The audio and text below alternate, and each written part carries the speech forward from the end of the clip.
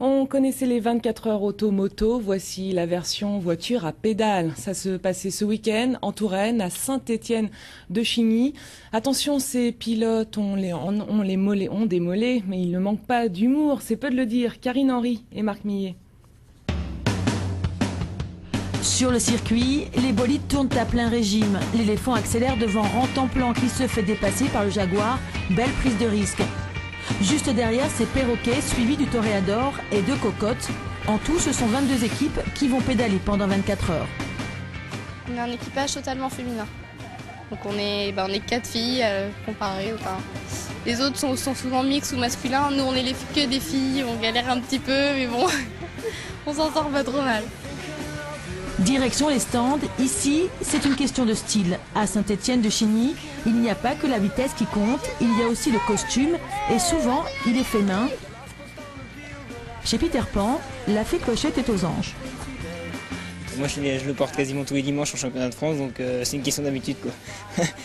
Comment dire, le ridicule ne tue pas, donc un peu de folklore.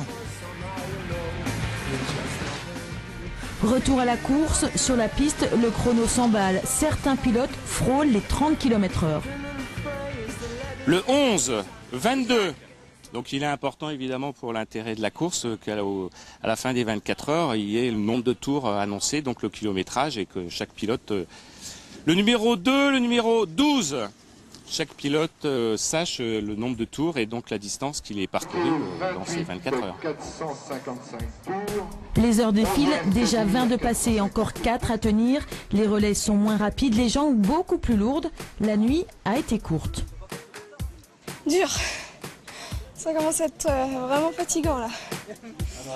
J'en veux plus. Qu'est-ce qui se passe? Ah, les crampes.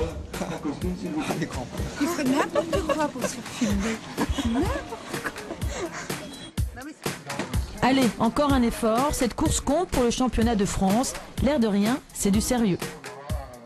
Prochaine course dimanche prochain, près de Saumur. En tout cas, pour moi, c'est décidé. Je débarque l'entraînement tout de suite. Eh ben, bonne route Karine. Et sachez qu'après 24 heures à pédaler, c'est finalement l'équipe des Jaguars qui a remporté l'épreuve avec plus de 700 km au compteur tout de même.